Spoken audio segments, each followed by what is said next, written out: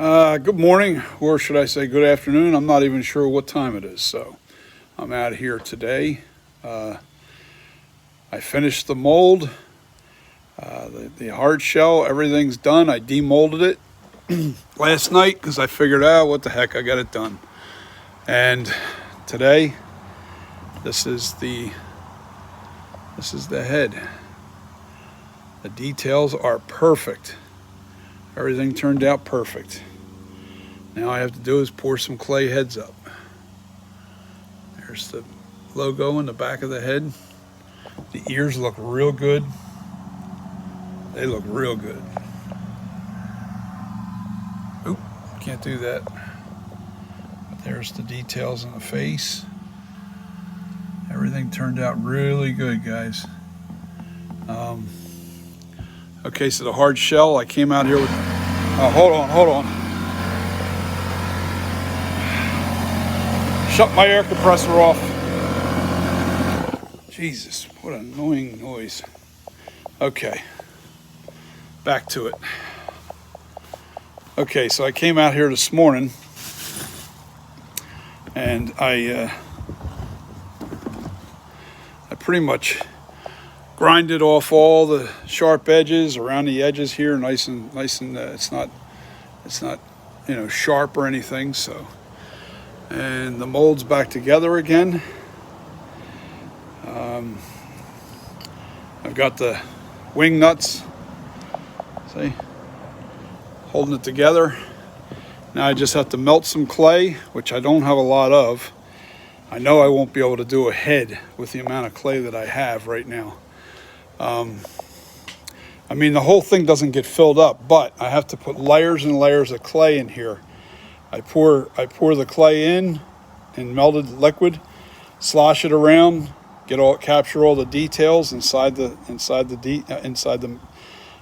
silicone mold, and then I pour out the remaining back into it, and then I let that. I put the clay back into the crock pot to keep it nice and liquidy.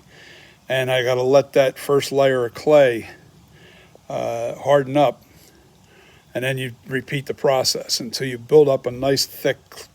I'm going to go at least an inch thick to get this first clay, and that's going to be a lot of coatings. It really is. It's going to take probably about, I'm going to guess, at least, I would have to say at least probably 10, 15, maybe even 20 coats of clay inside of this to get it, thick enough to where it'll support itself. I'm not trimming up this edge here because right here, this is the outer edge of the clay. And I'm going to create a little. I'll clean out this one spot here, so this way when I pour the clay back out, it's not running all over the place. But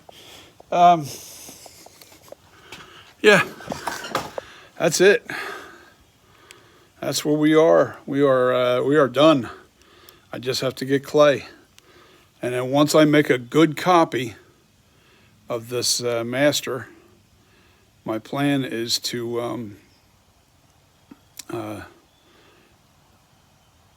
my plan is to immediately start making two things. One, I have to make a plaster mold over top of the clay head that I actually pull out of this. All right, and the key to this is once I pull the plaster, any lines that are in there I can smooth out so there won't be any dividing lines anywhere in the mask. And what I do then is I make a one-piece plaster mold over the clay pool that I pull from this. And then what I'll do is, if everything turns out perfect, then I'm going to move on forward with starting the flashback mask immediately. I do not want to mess that sculpt up until I know that I can pull a really good clay, detailed clay head out of here. And I won't do it before then. I can't. It's too much work. So I had to separate this on the chin. This is the chin side. and that's the back side. I had to separate on both sides. I had to cut a seam on both sides where the chin is, as well as the back of the head. But it came right back together again once it was seated in the mold. So I'm not worried about it. So it looks good. And once I get that thin layer of clay hardened up against any areas that might, where the splits are, I can fix those little tiny details once the clay head's pulled out of there. But I can't pull a clay head out of that mold unless it's at least an inch thick, because pulling the silicone off the clay head, if you don't have the right thickness, it'll warp or bend on you when you're trying to pull the silicone off the clay head. I use Monster Clay Hard, so it's very hard. I won't have to worry about it. And if it doesn't work out on the first time I do it, then my plan is to foam fill. And I really don't want to foam fill. The reason why I don't want to foam fill is because I want to be able to remove the clay out of the silicone mold and also remove the foam. I don't want to waste the clay. So then again, I don't think the foam will stick to clay.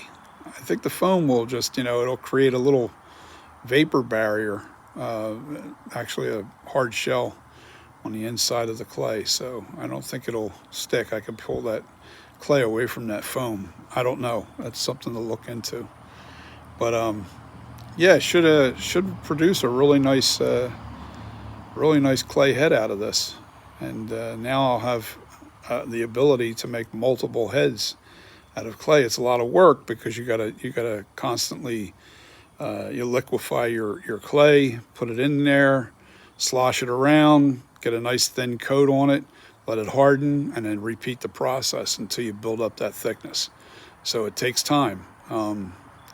And right now I don't have enough clay to do it, so I got to order at least probably 20 pounds of clay, or more, probably like 25 pounds. And at $40 a pop, each 5 pounds, it's $40. So it's quite a few bucks I got to spend on clay. I don't work with nothing but Monster Clay. I just really love Monster Clay. I think it's a really nice clay, and I don't have to worry about it drying out or any of that stuff. People like that wet clay. That's great. Not for me. And one also, wet clay, water-based clays are very, when I say wet clay, it's water-based clay. It's very messy. It's really messy. It's not a good idea to even work with that stuff in the house. So this is the finished product. This is it. This is the silicone master copy. $550 worth of material gone, but well worth it, because now this will produce a really nice.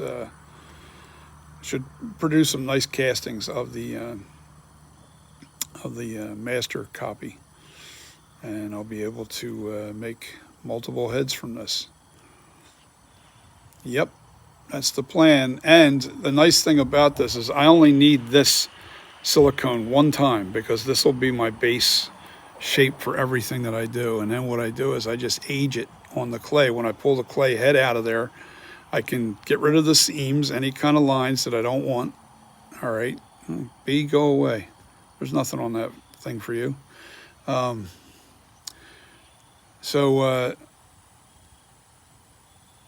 Yeah, so it'll be nice when this is all done.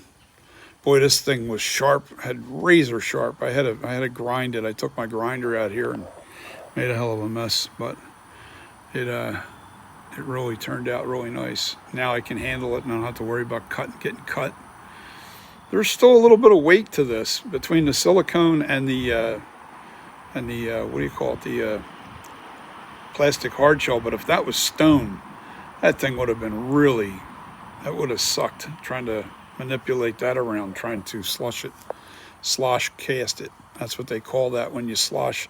You pour about probably like a quart of clay in there, melted clay, and then you slosh it all around. You move it all around and get it into all the details. Then you let it harden. You pour out the remaining, what doesn't stick to the, and then let it cool, and then repeat the process. So, and I'll do that on film. But it turned out pretty good. The details are there, man. I love it. Let me see if we can get it into better light.